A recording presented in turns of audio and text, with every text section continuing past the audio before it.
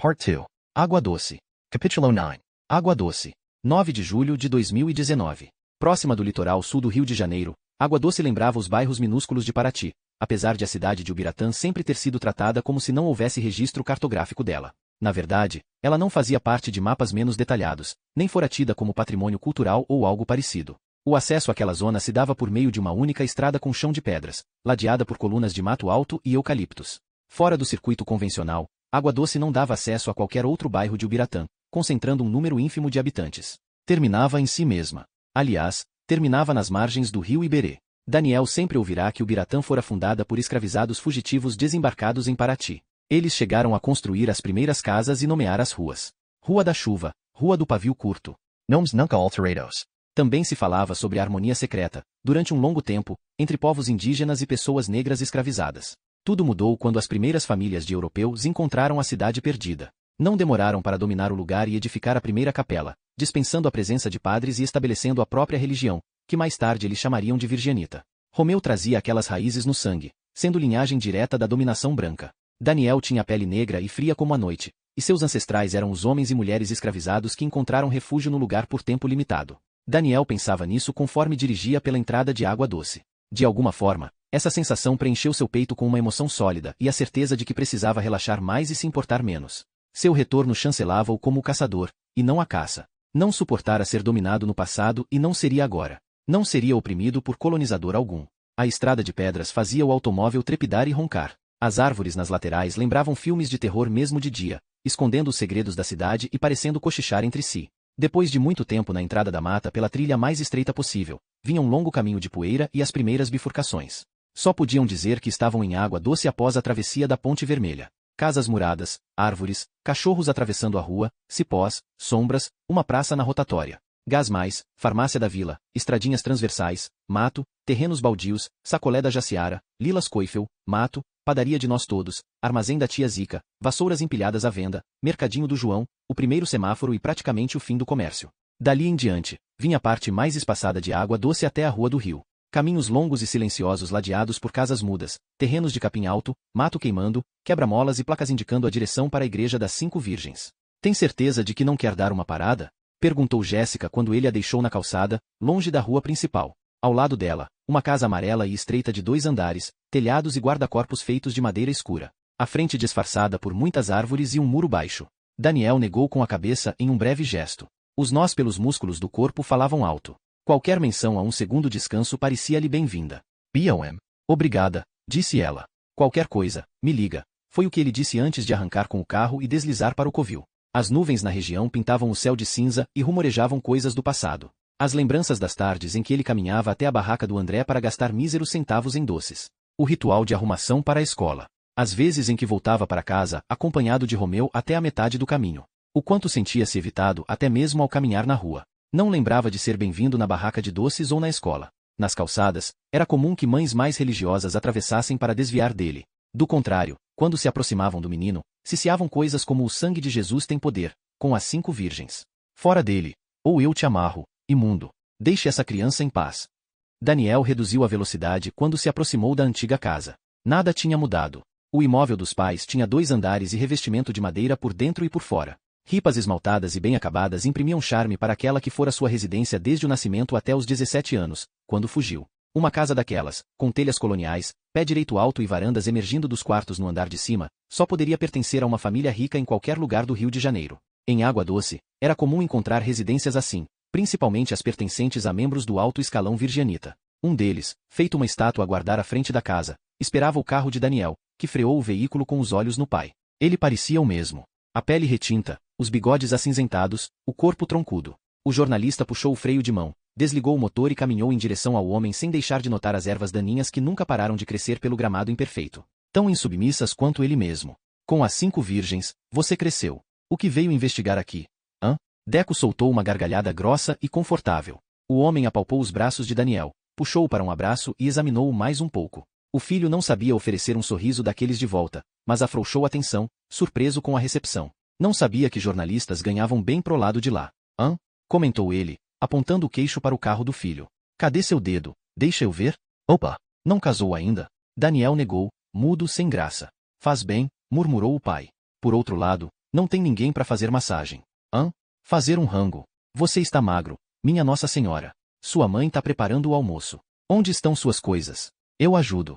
Daniel protestou, mas de nada adiantou. O pai puxou a mala de rodinhas de dentro do carro, aproveitando para varrer o interior do veículo com o olhar. Ednalva correu para a porta e gesticulou para que Daniel se aproximasse. Sem jeito, ele avançou até ela, e ambos trocaram um abraço esquisito, mas acalorado. Ednalva continuava cheirando a rabanete, embora parecesse muito mais velha com a cabeça tomada por longos fios brancos. As marcas de expressão lembravam rachaduras em seu rosto, mas Daniel fingiu não reparar. Também não quis demonstrar o quanto a mudança de humor de Ednalva continuava assustadora como sempre, pois já não se parecia com a mulher que o atenderá no celular de forma tão fria. Seu sobrinho já foi para a escola, e seu irmão e sua cunhada estão pro trabalho. Ela foi falando enquanto empurrava o filho para dentro com mãos ágeis. Você cresceu tanto, Daniel. Daniel bisbilhotou a casa sem querer olhar demais. As plantas, antiga mesa de vovô, a cortina de flores amarelas, a irritante falta de claridade, o perfume do óleo de peroba. Tudo se mantivera incrivelmente no mesmo lugar. Trouxe o dinheiro do seu pai? Perguntou ela no momento em que Deco arrastou a mala de Daniel para dentro da espaçosa sala. Mulher, não precisa disso, ralhou o pai. Daniel disfarçou o acanhamento e retirou de sua mala um envelope pardo entupido com as 20 notas de 50 sacadas de um caixa eletrônico durante o breve café com Jéssica. Aqui, falou, em vez do pedido de desculpas ensaiado mais de 1000 vezes nos últimos 10 anos. Uma pausa destilou constrangimento pelo ar. Ednalva e Daniel miraram Deco. Por sua vez, ele sorriu um tanto perdido e apertou o envelope com os dedos grossos. Calculou os juros? Interrogou Deco. Daniel não se mexeu. Aturou o olhar brincalhão do pai. Aquelas brincadeiras sórdidas com fundo de verdade. Continua o mesmo homem, pensou. Não se liga em cima da hora para avisar uma coisa dessas, mas, preparei um quarto para você. Desça em 20 minutos, disse Ednalva para Daniel. Estou quase no final do pato ensopado. As duas últimas palavras da mulher pareceram mágicas. O olfato de Daniel captou instantaneamente o aroma do velho tempero com manjericão e alecrim. Seu quarto agora é do Lucas, informou Deco. Você vai precisar ficar no dos fundos. Não deu tempo de tirar toda a poeira, filho. Foi mal ter que avisar em cima da hora, mas não vou ficar tantos dias também.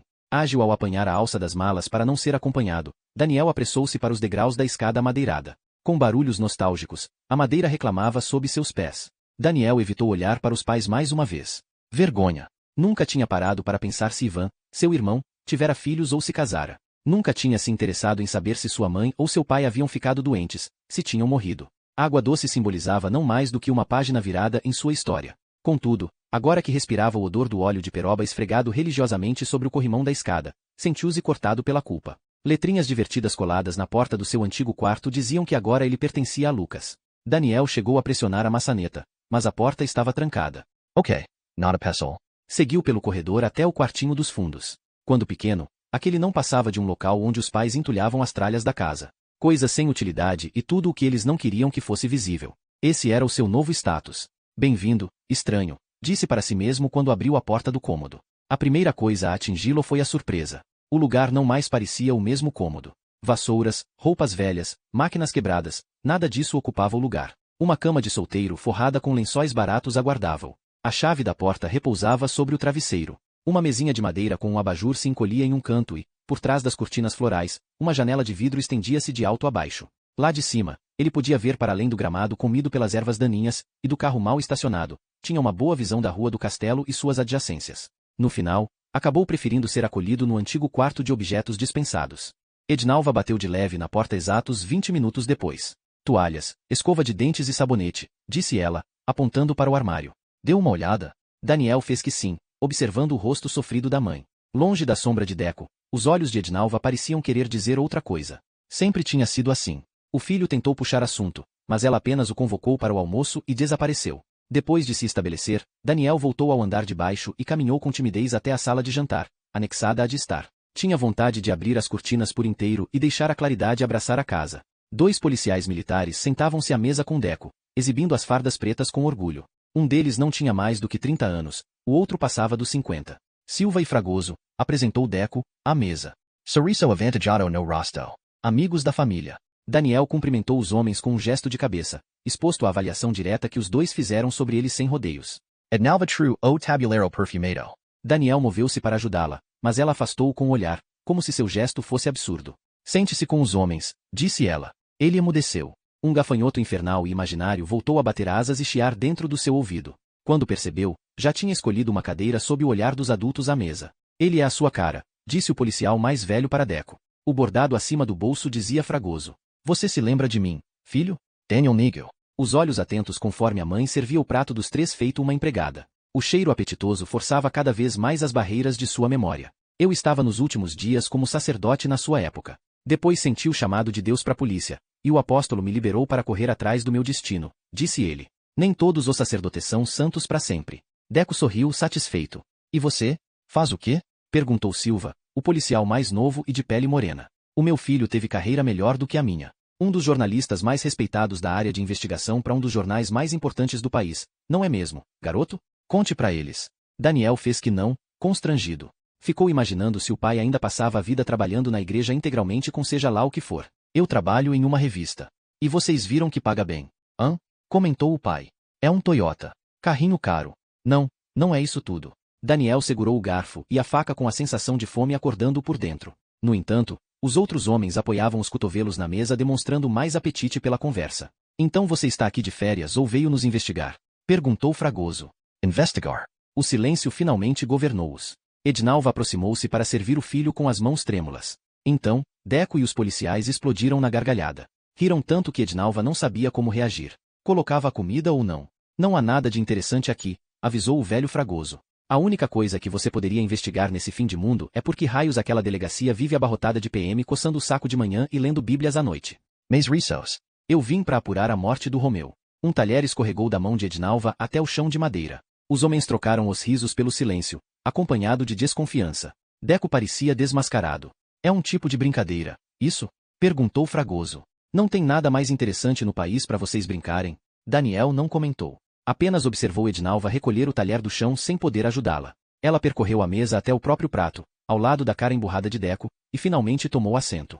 Bom, eu posso dizer que está sendo muito difícil para o apóstolo, disse Silva. O suicídio de um garoto desequilibrado. Com as 5 virgens. Aquilo foi horrível. Uma perda pro apóstolo. Olga está desolada. Nunca mais foi a mesma, disse Ednalva com a voz miúda. Pobre mulher, Fragoso comentou. As nuvens carregadas se moveram, e o clima na mesa foi mudando para uma espécie de pesar. Deco e os policiais se lembraram de suas refeições servidas e começaram a mover os talheres. Daniel aguardou a mãe montar o próprio prato e pensou na presença de Fragoso e Silva, dividindo um momento íntimo e familiar. Não se lembrava daquela aliança entre a polícia e seu pai. Um policial desassociado da seita seria uma figura de interesse. O que acontece agora que o apóstolo não tem um descendente homem? Perguntou Daniel, quebrando o silêncio. Quem vai herdar a igreja quando ele morrer? Você fala como se fosse um negócio, respondeu Deco de boca cheia. Engoliu a comida e, quando voltou a falar, o tom já estava desprovido de qualquer simpatia. Ninguém vai herdar a igreja. O fardo é pesado. A gente não sabe o que vai acontecer, disse Ednalva. Provavelmente uma votação. O apóstolo deverá escolher a mando divino, antes de sua morte. Você realmente veio aqui de tão longe depois de 10 anos para investigar isso? Quis saber o pai, enrugando a testa e apoiando os antebraços na mesa. É só uma reportagem, disse Daniel. Uma reportagem idiota, consertou Deco. Daniel anuiu em silêncio e finalmente começou a comer. Bom, se você veio aqui só para isso, sugiro que vá para casa, disse Deco. Eu já estou em casa, replicou o filho. Capítulo 10. Água doce. 9 de julho de 2019. Mantenham os olhos fechados. Concentrem-se na respiração de vocês enquanto ela se alinha com os batimentos do coração, dizia a mulher alta, conduzindo a meditação dos atores deitados pelo tablado do palco. Sintam o ar entrar e sair. Entrar e sair. Aos poucos, ampliem a consciência corporal sentindo os dedos dos pés. Agora os tornozelos. Sentado na última fileira do Teatro Dom Juan, Daniel assistia à aula da professora. A mulher era careca. Descalça, ela andava ao redor dos alunos deitados, fazendo com os braços gestos exagerados que agitavam o tecido do kimono. Falava enquanto passeava pelo lugar onde Romeu caíra morto havia apenas 3 meses. Daniel correu os olhos pelo anfiteatro. Nunca imaginara que a prefeitura de Ubiratã construiria algo do tipo. Esperou que a mulher largasse os alunos na meditação e se aproximou. Ela logo notou e acenou. Deu mais algumas ordens para a turma e chegou até a ponta do palco. A fala saiu de sua boca como não mais que um murmúrio. Aqui ouvintes já tiram os sapatos e participam da primeira aula com tudo. Vergonha é da porta para fora. Observando de perto, Daniel percebeu os olhos verdes e simpáticos da mulher. Ela não parecia pertencer à água doce que ele conhecia. A cabeça raspada, o kimono colorido, aulas de teatro. Desculpa, não quero interromper. Que horas acaba? Você é? Daniel Torres, apresentou-se. Tô procurando a responsável pela companhia. Cora Coral, disse ela com um olhar desconfiado. Seria para? Trabalho na revista Vozes. Queria bater um papo sobre o que aconteceu aqui. Cora analisuo de cima a baixo. Os olhos pausaram no bloco de notas preso entre seus dedos. 15 minutos depois, encontrou-o em um dos assentos aos fundos. No palco, os alunos, todos adolescentes jovens, dividiam-se em 3 grupos e trabalhavam em las suites conforme Cora tinha pedido. Eles precisariam abordar os temas ódio, dinheiro e paixão no mesmo exercício, criando uma cena com todos os atores do grupo. Tem certeza de que não quer se juntar a nós? Eu sou um pouco tímido. Um jornalista tímido? Tá bem. De que jornal você falou que é? Revista Vozes. Ah, vocês são de São Paulo, não?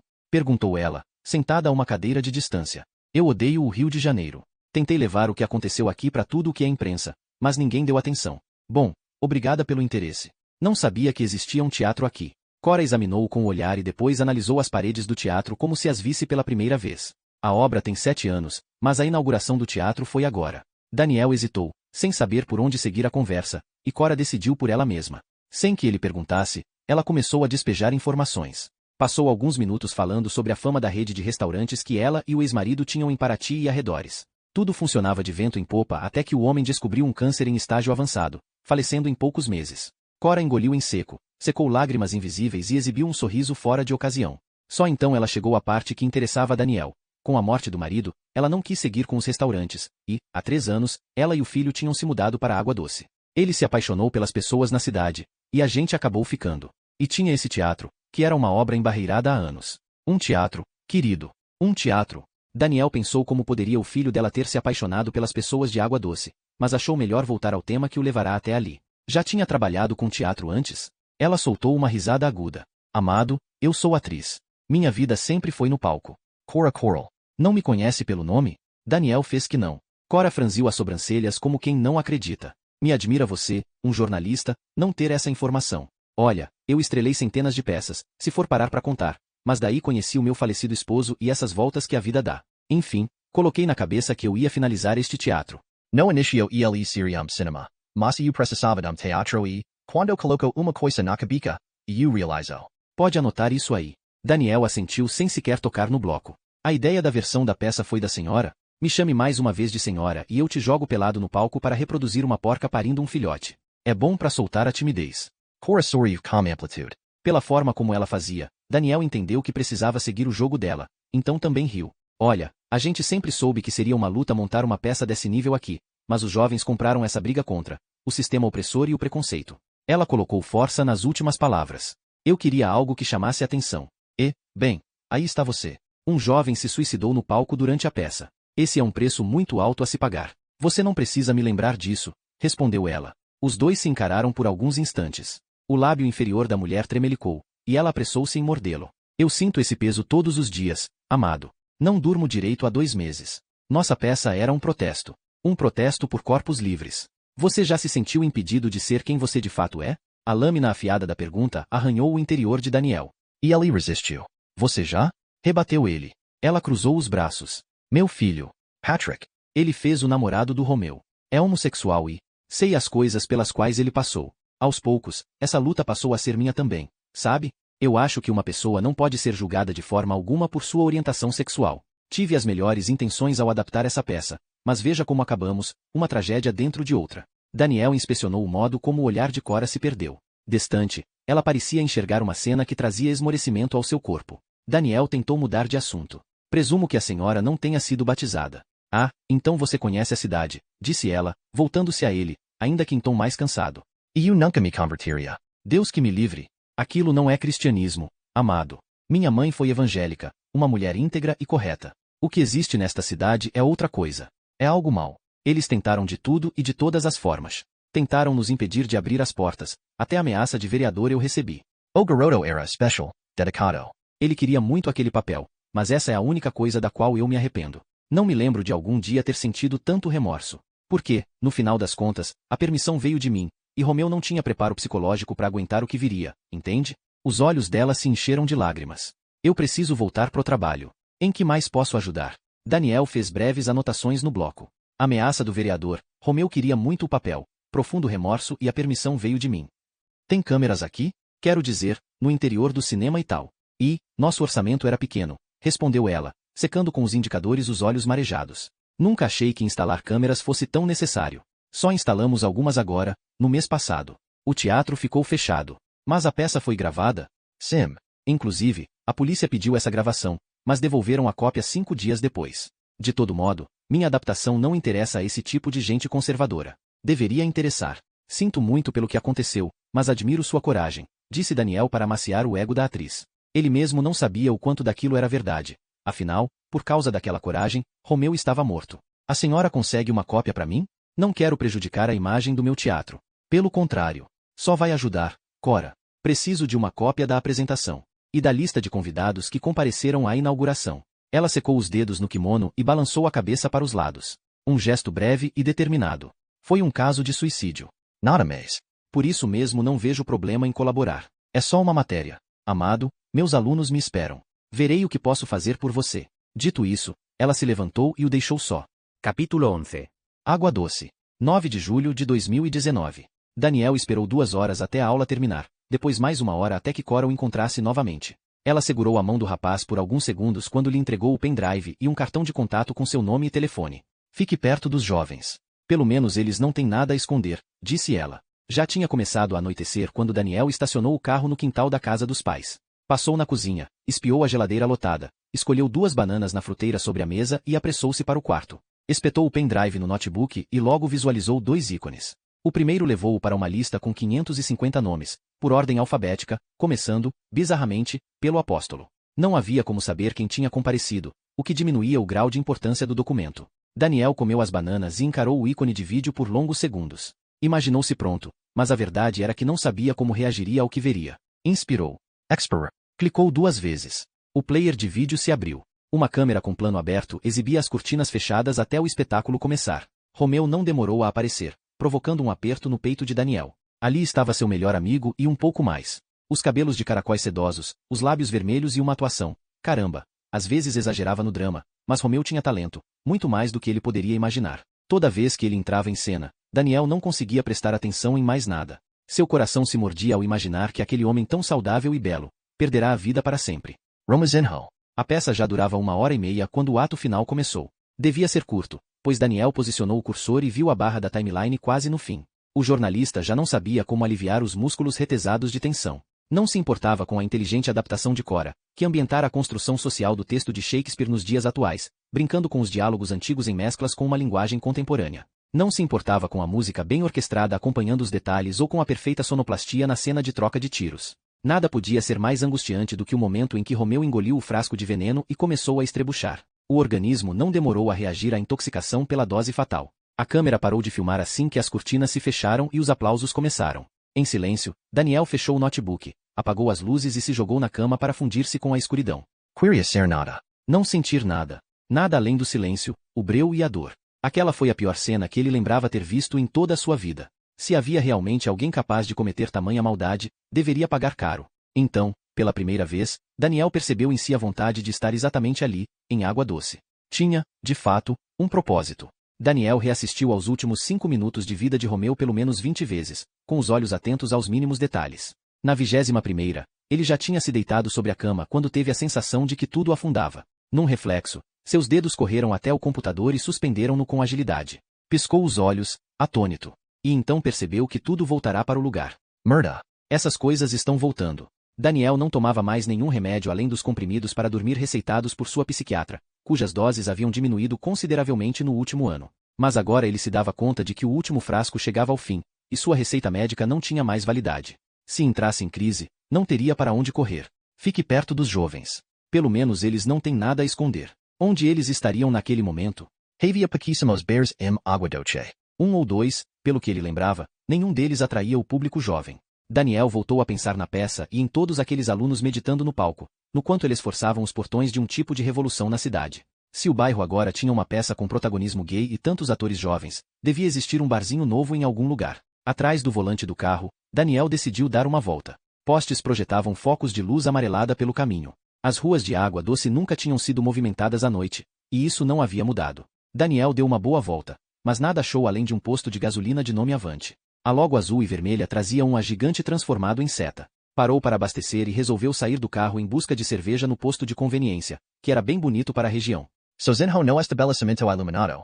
Elese lembro de São Paulo por alguns segundos. Escolheu 3 garrafas baratas no freezer e aproveitou para fazer o resto das compras. Tinha decidido que se recusaria a comer a comida de Ednalva, por mais que fosse tentadora. A imagem da mãe servindo pratos como se fosse escravizada pelo pai provocava um azedume em seu estômago. Não seria conivente com abusos do tipo.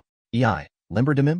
Perguntou a atendente do caixa. A jovem não combinava com o uniforme do trabalho. A maquiagem pesada e os cabelos pretos picotados davam a ela uma aparência de estrela do rock dos anos 1990. Eu era uma pirralha quando você foi embora. Camila Velasco. Claro. A irmã de Romeu. Até ali, ele tinha esquecido completamente que Camila existia. Você é só uns 3 anos mais nova do que eu, disse ele, depositando no balcão do caixa os amendoins, biscoitos, chocolates e latas de Pringles. Posso beber agora, disse ela, tomando os códigos de barra com uma máquina. Daniel riu, irônico. Ainda é filha do apóstolo. E também o pior pesadelo dele. Camila forçou um olhar maníaco e sorriu de leve. Deixou as cervejas por último e encerrou a conta no caixa sem cadastrá-las. Fica de brand. Não precisa. Eu mando neste lugar, bobo, falou ela, com um sorriso. A não ser que não queira beber comigo. Daniel estudou Camila.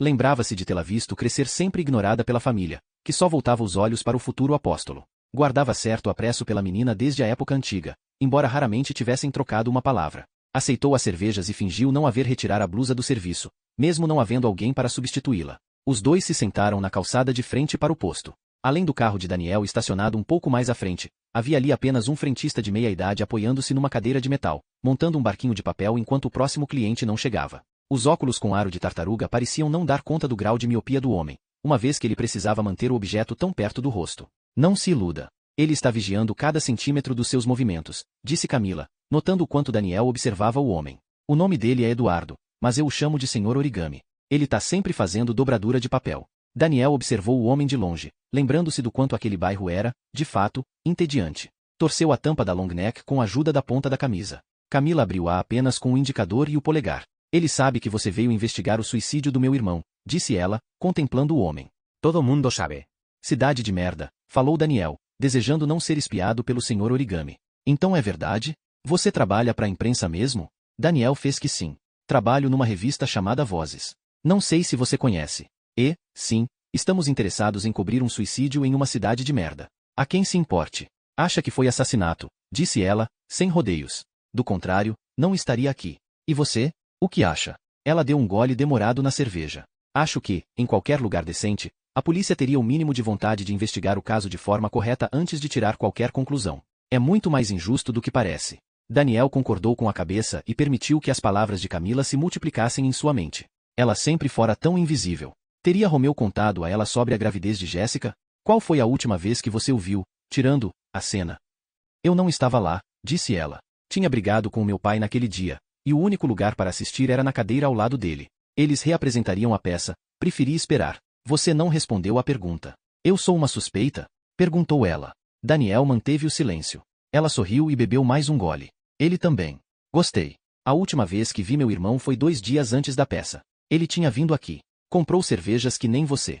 Sentamos aqui nessa calçada e trocamos uma ideia mesmo com o Senhor Origami ali a ponto de vir aqui e dar uma surra na gente. Tá falando sério? Romeu não ligava mais para como as pessoas o viriam. Ele estava apreensivo com a peça e também tinha brigado com aquela insuportável. Sua mãe? A quase esposa. Sabe que ele e a Jéssica quase se casaram, né? Daniel fez que sim. Tentou não franzir a testa nem nada. Passivo e calmo. Um receptáculo de informações. E ai? Conversaram sobre o quê? Update. Isso é muito invasivo. Foi mal. Camila sorriu e bebeu sua cerveja até o fim. Secou os lábios úmidos com as costas da mão. Ele ficou aqui falando sobre as inseguranças dele nos ensaios e sobre o quanto tinha pesadelos achando que travaria na hora e coisas assim. Eu me lembro dos olhos dele um pouco molhados e de como ele era um homem sensível. Foi a última vez que o vi. Daniel tomou um gole de ar e um de álcool. O castanho dos olhos de Camila lembrava os de Romeu. De fato, o único motivo capaz de levá-lo de volta à água doce seria Romeu, mas ele nunca fantasiara que voltaria como um repórter apurando a sua morte. Riu por dentro com amargura. Você lembra por que ele e Jéssica tinham brigado? Perguntou. Ela negou com a cabeça. Eles brigavam muito. Ela é uma insegura do caramba. Nunca confiou no próprio taco. Não tinha nada de muito diferente nele, sabe?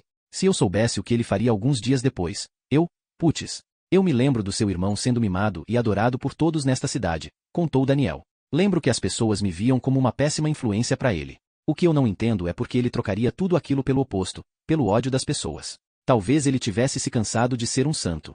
Um carro se aproximou do posto, e o Sr. Origami levantou-se. Fingiu não espiar os dois, mas tinha um vinco na testa. Camila revirou os olhos e ficou de pé. Daniel copiou-a. Preciso voltar, disse ela. Achei que você mandasse aqui. Só trabalho para não depender do dinheiro imundo da minha família, disse ela. Um dia quero fazer como você, viver de verdade. Conhecer outro lugar além daqui. Daniel transformou os lábios em uma linha fina e anuiu com a cabeça. Alguma outra pergunta para sua investigação? Perguntou ela. Você disse que a polícia não fez um bom trabalho. O que você faria de diferente no lugar deles? Camila ergueu as sobrancelhas e soltou um sorriso azedo. Para começar, investigaria o Patrick, o filhinho da Cora. Ele beijou meu irmão e não sentiu a droga do veneno. Além do mais, ele foi o único que realmente saiu da cidade depois que o meu irmão morreu. Ele se mudou, e isso é suspeito pra caralho. Daniel anotou mentalmente as informações. Ela piscou para ele e retornou para o posto de trabalho. Capítulo 12. Água Doce. 9 de julho de 2019. 3 longnecks não embebedavam Daniel, nem perto disso. O jornalista retornou sóbrio para a casa dos pais. Sabia que infringia a lei ao dirigir alcoolizado, mas não acreditou que houvesse algum policial capaz de multá-lo. Não em Água Doce. Evitou os barulhos da casa e correu de rever qualquer pessoa, principalmente o irmão. Do carro até seu novo quarto, percebeu o corpo apenas um pouco mais leve do que o normal. Talvez não fosse a bebida, mas os pensamentos rodopiando em sua cabeça. Correu para anotá-los em seu bloco. Jéssica e Romeu brigavam constantemente. Quem é Patrick? E a palavra culpa. A maldita culpa deslizando por todas as palavras de Camila, por seus olhares e gestos. O sentimento lhe era familiar, e ele se deu conta de que conseguia identificá-lo em qualquer pessoa. Jogou-se na cama e ligou o notebook.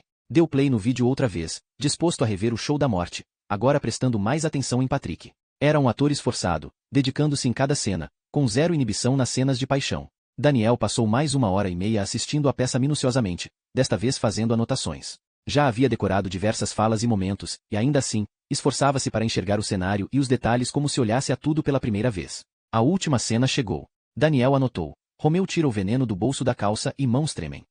Romeu fez sua fala. Daniel observou. Os dedos trêmulos eram do personagem Romeu prestes a envenenar-se ou do homem real. Romeu? Depois, a cena perfeita, possivelmente provocada pelo efeito da toxina botulínica ingerida em dose fatal. Daniel já tinha percebido os espasmos do corpo, os objetos lançados para longe, as veias do pescoço de Romeu se dilatarem. Toda aquela angústia. Uma nova anotação. Romeu olha para a plateia antes de cair. Daniel havia observado o gesto anteriormente, o único momento em que Romeu encarava, de fato, alguém na plateia. Alguém nas primeiras fileiras. Silêncio. Patrick acordou, reagiu, descobriu a morte do amado. Patrick dá o maior beijão em Romeu, anotou Daniel. Língua. Depois, Patrick parecia desconcentrado, como se percebesse algo em Romeu que o impedia de performar com 100% de entrega. Daniel apertou os olhos numa tentativa vã de enxergar além dos movimentos da tela. Patrick caminhou até a pistola, voltou e apontou-a para a própria cabeça. Enxergava algo em Romeu. Um vislumbre de irritação em seu olhar. Romeu está tentando se comunicar, anotou Daniel com o estômago revirado. Talvez Romeu devesse ficar duro como morto, como nos ensaios. Mas não. Seu corpo tremelicava de leve, resistia. Daniel fez anotações em sequência. Patrick lema os lábios. Patrick olha para a arma. Patrick abaixa a arma bem devagar. Patrick apoia a arma no chão. As cortinas se fecham. Daniel já sabia que a gravação acabava assim que a cortina se fechava, e toda vez se sentia no escuro de suas ideias quando a filmagem chegava ao fim. Mas agora tinha percebido algo mais. Havia algo naria kao de Patrick SCU movimento como arma. Daniel poderia estar enganado, mas para ele parecia claro como água. Pelo modo como Patrick abaixara a pistola, havia chances de que o ator desconfiasse de que talvez aquela não fosse a arma cenográfica com a qual tinha ensaiado. Ele tinha visto Romeu morrendo à sua frente e apoiado a arma no chão do palco como se ela pudesse feri-lo de verdade. Talvez estivesse assustado. Talvez tivesse reparado na pistola de verdade. Talvez tivesse sido acometido pelo medo de ser um alvo assim como Romeu. Por que Patrick tinha deixado a cidade? E, se aquela arma não era cenográfica, por que não havia menção a ela no inquérito? Capítulo 13. Água Doce. 10 de julho de 2019. A princípio, Daniel evitou descer para tomar café na cozinha. Comeu um pacote de amendoim, repensou milhares de vezes na conversa com Camila e naquela arma não mencionada no inquérito. Se quisesse uma boa reportagem, precisaria passar mais tempo no local. Mas isso ele não queria, pelo bem de sua sanidade mental. Havia insistido com Mirella, que uma semana seria tempo suficiente. Precisava agir. Digitou no celular. Preciso que investigue Cora Coral, atriz. O marido dela é falecido, e eles tinham uma rede de restaurantes aqui pela região de Paraty. Ela pode estar escondendo algo. Enviou para o número de Galáctica, fechou o notebook e deixou o quarto. No primeiro andar, Ednalva sentava na poltrona de sala. Lia a Bíblia com tanta concentração que mal percebeu a aproximação do filho. Daniel esboçou um sorriso. Achava irônico que os virgianitas lessem um livro que pregava sobre o amor pouco praticado. Mas precisava agir e, só por isso, sentou-se ao lado da mãe. Achei que nunca deixaria aquele quarto, disse ela, um tanto surpresa. Estou bastante focado, disse ele com um meio sorriso. Qual livro a senhora está lendo? Meu favorito. Um sorriso surgiu no canto dos lábios de Daniel. Ainda se lembrava do quanto a mãe era apaixonada pelo livro de Daniel. Ouvirá a história da cova dos leões incontáveis vezes na infância, sobre como o Daniel da Bíblia não se subordinou aos deuses pagãos. Achei que pudesse ter saudades da minha comida, comentou ela. Você não tem comido. Sinto pouca fome, disse ele. Desde quando? Daniel balbuciou qualquer resposta, mas a mãe o interrompeu. Tudo bem, não quero me intrometer na sua vida, disse ela. Aliás, você não veio aqui para me ver. Está aqui por causa do seu ex-amigo, não é mesmo? Mãe, pode perguntar. Vamos. O que quer saber? Como eu posso ajudar? Daniel encarou Ednalva com a garganta seca. Era errado admitir que ela estava certa? Não visitar sua mãe num período de 10 anos parecia, de repente, uma coisa muito errada. Que tipo de filho abandona a própria família dessa forma? O que seria capaz de justificar tamanho afastamento? Parecia tão ingrato. Apesar de tudo, Daniel preferiu dizer a si mesmo que não tinha tempo para esse tipo de questão. Nunca se sentirá, de fato, acolhido pelos pais. Não cairia naquela cena. Talvez a missão fosse mais urgente.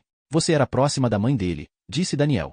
Como ela está? Ednalva fechou a Bíblia e encolheu os braços. A voz do diabo é capaz de perfurar a mente de uma alma despreparada, disse ela, fitando cada centímetro do rosto do filho.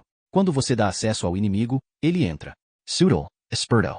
Ele pode fazer você planejar cada passo da sua morte. Os médicos chamam isso de depressão aguda, mas você e eu sabemos que tem outro nome. Os pelos dos braços de Daniel ficaram em pé. Não acredito nessas coisas. Ednalva sorriu com amargura. Não depende da sua fé, disse ela. As coisas são como são. Romeu nunca pareceu depressivo. Ele era o filho do apóstolo, não era? O herdeiro da igreja. O futuro apóstolo. O menino andava em pecado. Ednalva cuspiu as palavras com incômodo. Ele nunca herdaria nada a não ser culpa e morte. Mas a polícia investigou? Insistiu Daniel. Falaram com a família, reconstruíram os passos dele, alguma coisa assim? Sim. Concluíram que ele tinha crise existencial, foi o que a primeira-dama disse. Uma crise existencial levaria Romeu a se matar e deixar a noiva grávida no meio daquele covil?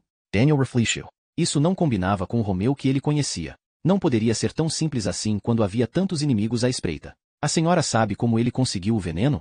Ednalva continuou encarando o filho. A dúvida entre ajudá-lo ou não na investigação era nítida em seus olhos. Por que não deixa os mortos em paz, Daniel? Há tantas coisas na vida com as quais você deveria se preocupar. Daniel quis rebater, mas deixou as palavras morrerem. De repente, não se via mais como o cara forte e inexpressivo em busca de justiça pela morte do amigo.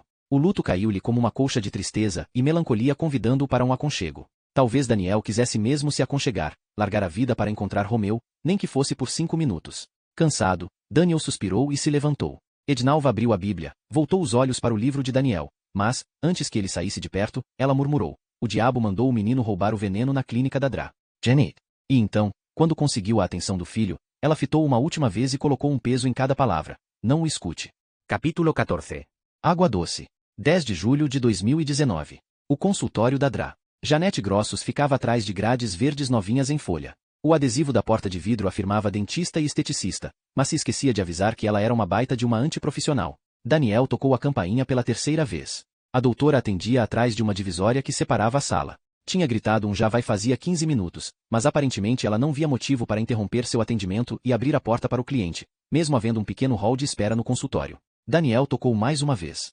Janet finalmente duas caras. Uma mulher alta, embalada em um jaleco branco e acumulando manchas escuras pelo rosto e pescoço. Você é da cidade? Quis saber ela. Sim e não. Mas é atendimento? Não necessariamente. Neste caso, estou entrando em horário de almoço, querido. É atendimento sim. Os dois se encararam. Ela resolveu abrir a porta, mas com uma expressão de profundo incômodo. Típico atendimento péssimo deste lugar nojento, pensou Daniel. Ele precisou esperar por mais 15 minutos até que Janete terminasse o trabalho. A paciente, uma mulher na casa dos 50 anos, exibia a cara inchada e torta. Bastante gelo, sorvete, açaí, recomendou a doutora, acompanhando a paciente até a porta. Evite fazer esforço e passe na igreja se precisar de uma liberação. Tá, querida? Com as 5 virgens. Com as 5 virgens, doutora. Daniel franziu a testa ao ouvir o papo e a saudação, mas nada na conversa era de se estranhar. Observou a luz fraca do recinto e os certificados com o nome de Janete espalhados pelas paredes. Como posso ajudar? Sou jornalista da revista Vozes. Ele se apresentou, enquanto a mulher ocupava a cadeira acolchoada atrás de sua mesa. Estou escrevendo uma reportagem sobre o caso de suicídio no Teatro Dom Juan. Janete olhou de cima a baixo em uma avaliação minuciosa. Ele aproveitou para tirar a caneta e o bloco do bolso interno da jaqueta. Imaginou se os itens conferiam-lhe um aspecto mais profissional. Estranho que não tenham vindo bisbilhotar aqui antes. O que um jornalista de São Paulo quer saber? Ouvi dizer que aqui foi o lugar onde Romeu conseguiu uma toxina botulínica, disse ele. A senhora se importa em falar como isso aconteceu? É um assunto delicado. Janete passou algum tempo decidindo se continuaria. Trabalho com alguns procedimentos de estética, como aplicação de botox. Um mês antes do caso, eu cheguei aqui de manhã e aquela porta estava aberta. A grade chegou há 2 semanas. Acredita que uma pessoa pode morrer ingerindo botox? Quem quer morrer, morre. Daniel pigarreou para tentar desfazer o bolo na garganta. Tem câmeras aqui? Perguntou ele. A polícia avaliou isso?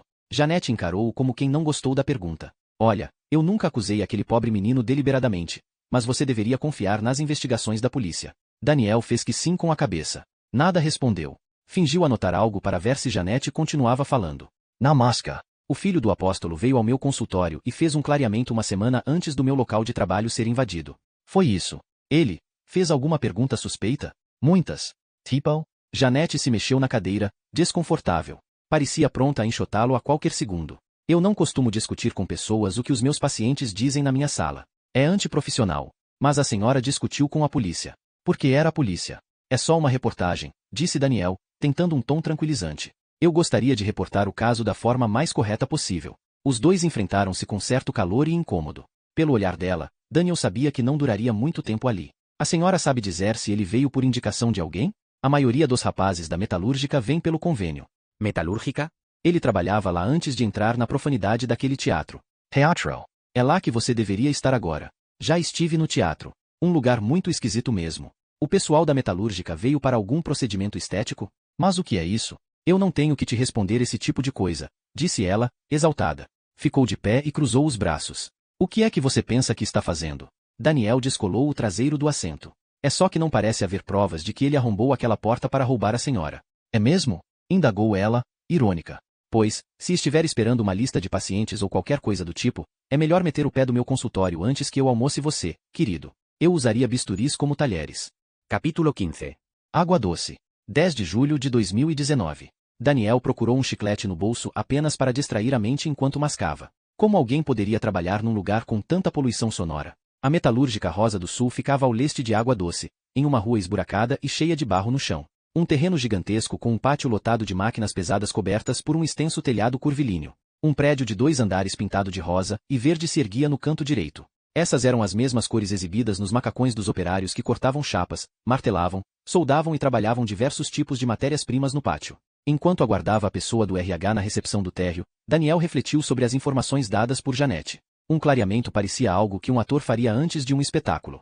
No entanto, o que mais ela sabia? Janete era uma peça importante recusando-se a participar do jogo. As chances de ela ter conhecido quem quer que tivesse feito Romeu ingerir o veneno eram altíssimas. Um homem uniformizado adentrou a recepção e insistiu em puxar assunto com Daniel. Pensou que ele estivesse à procura de emprego. Os dois conversaram por um tempo, e Daniel concluiu estar em um lugar disputadíssimo na região. Bom pagamento e benefícios garantidos. Desde quando Romeu precisaria trabalhar para se sustentar? Esse nunca fora o combinado da seita dos virgianitas. A igreja sustentava as principais famílias, sobretudo a do apóstolo, a mais rica da cidade. Saber que Romeu e Camila trabalhavam significava que nenhum dos dois se contentava com a ideia de passar a vida sendo sustentado pela igreja. Se a religião sente-se perturbada por tudo o que foge ao seu padrão, o quanto essa atitude dos filhos do apóstolo poderia incomodar? Depois de esperar por cerca de meia hora, Daniel recebeu liberação para falar com o RH. Precisou atravessar o corredor que ladeava o pátio da fábrica, recebendo os olhares curiosos dos funcionários. Foi dirigido por um profissional da limpeza até uma sala menor, onde um cartaz impresso em A4 marcava a porta com a palavra ouvidoria. Era não mais que um quartinho de paredes manchadas enquadrando uma mesa, 2 cadeiras de alumínio, um mural e um bebedouro. O ouvidor era jovem e tinha uma expressão amigável. Carregava ascendência indígena no rosto e músculos mal escondidos em uma camisa polo com a logo rosa da empresa. Daniel fingiu não o desejar. Apenas estendeu a mão e forçou aquele seu sorriso que não mostrava os dentes. O rapaz esperou o visitante se sentar, encostou a porta e retornou ao seu assento. Daniel manteve os olhos baixos para não entregar as fantasias maldosas. Olha só quem finalmente veio, disse o homem. Você não deve se lembrar de mim. O jornalista desculpou-se, assentindo. Estudamos juntos. Yuri Camacho. O queixo de Daniel quase caiu, mas ele sempre mascarava suas emoções. É claro que se lembrava de Yuri. Mas ele era tão magro, esquisito e bobalhão. Quase não reconheci. Disseram que você virou detetive lá fora, disse Yuri, arrumando os papéis da mesa em pastas. Está aqui de férias? Eu trabalho em uma revista. É muito diferente de ser um detetive. E tá aqui para falar do Romeu. Daniel fez que sim. É tarde, não? Por que demoraram tanto? Daniel deu de ombros, percebendo que a única passagem de ar na sala era um basculante de vidros quebrados. Tudo um tanto claustrofóbico. Não é só papel da imprensa, disse, voltando o olhar da janela para Yuri. Ninguém da cidade se manifestou. Yuri cobriu o rosto com seriedade. Como posso te ajudar? Daniel lembrou-se de que tinha chegado até ali seguindo o rastro do Botox. Cruzou as pernas, abriu seu bloco, caneta na mão. Queria entender como Romeu veio parar aqui e como ele era no trabalho. Yuri meneou a cabeça e engoliu saliva com notório desconforto. O rosto se avermelhou de leve. Testou a voz algumas vezes antes de falar com fluência. Nos seremos próximos, disse Yuri. Aqui na fábrica, a gente era tipo melhores amigos. O pessoal até zoava, sabe? Carne una. Uma pontada de ciúme espetou o estômago de Daniel. Outra, de inveja. Ele trabalhou aqui por 2 anos. Era um cara muito na dele, ficava no almoxarifado controlando as peças, máquinas. O trampo exigia organização, e ele era excelente nisso, mas muito calado. Você conheceu ele melhor do que eu. Yuri Pagaria. O olhar desprendendo-se da sala enquanto falava. Comia a marmita na dele, fazia o que tinha que fazer em paz. A maioria achava que ele era assim porque, você sabe, filho do cara lá. Cara lá. Daniel Anoto. E você? O que achava? Eu vi o Romeu mudar. Chegou animado para arregaçar as mangas e ganhar o salário dele, sabe? Ele queria muito isso. Independência. Logo depois foi morar com a Jéssica. Só queria viver a vida dele, acho. Daí, com o tempo, ele foi ficando cada vez mais fechado. A gente aproveitava a companhia um do outro. Eu sou um cara que fala muito. Ele, na dele. Acha que ele tinha depressão? Não. Acho que era mais o jeito dele. Toda aquela pressão da igreja, o pai. Ele não queria ser pastor nem nada daquilo. Ele chegou a dizer isso? Perguntou Daniel. A pergunta chamou a atenção de Yuri. O homem refletiu por alguns segundos com um olhar meio vago. Dizer não. Mas para mim não era muito difícil perceber. E ele começou a faltar às reuniões, respondeu Yuri. Falava que estava cansado por causa do trabalho, coisas assim. O pai dele começou a ir buscá-lo de carro em casa mesmo depois que ele se juntou com a Jéssica. Ele podia estar só cansado mesmo, disse Daniel, fazendo novas anotações. Dizem que teatro é exaustivo. Então, disse Yuri, ajeitando-se na cadeira. Ele foi demitido 2 semanas depois que a empresa descobriu que ele ia participar da peça lá. Os dois se encararam. Daniel tentando decodificar as mensagens nas entrelinhas. Posso imaginar por quê, disse Daniel. Yuri balançou os ombros com uma expressão de pena. A zoação aqui era aberta. Bullying KSE diz, né? Ele não tinha um segundo de paz. Quando não eram os outros caras, eram os próprios virginitas que tentavam fazer ele mudar de ideia. Ele veio até a ouvidoria? Se abriu com você ou algo assim? Yuri mostrou os dentes com certa amargura. Algo em seu olhar fez com que Daniel se lembrasse do Yuri Camacho da infância. Quem diria que ele ficaria tão belo? Ninguém se abre, na verdade. Eles vêm aqui quando querem um aumento, basicamente. Daniel fez que sim. Passou os olhos novamente pelo cômodo, notando um barquinho de papel em cima do bebedouro. Alguma outra coisa que seja importante para entender esse momento dele? Yuri desenhou um bico torto com os lábios. Não sei muito mais do que isso. Só sei que nem com toda a pressão ele cedeu. O Romeu queria fazer aquela peça, queria aquele personagem. Ah, e dizem que a mulher lá tirou um outro cara para colocar ele no lugar e tudo, mesmo que ele nunca tivesse atuado. Está falando da Cora? Essa mesma, respondeu ele. Tem um cara aqui que é casado com outro. Omaro. Ouviu falar? Daniel não achou o nome tão estranho, mas preferiu negar. Esse cara seria o Romeu até o Romeu chegar, se é que você me entende. Mas, como eu falei, o Romeu queria muito fazer aquela peça. Vai entender por quê. Yuri terminou balançando os ombros, o olhar baixo. Daniel anotou o nome Mauro em seu bloco, depois enfiou no bolso interno da jaqueta. Você acha que ele era um bom persuasor? Perguntou Daniel. Yuri encarou uma última vez. E então disse o que Daniel julgou ser tudo o que ele mais quisera falar desde o início. Aquela mulher lá queria toda a atenção possível. Eu acho que ela faria qualquer coisa pela fama.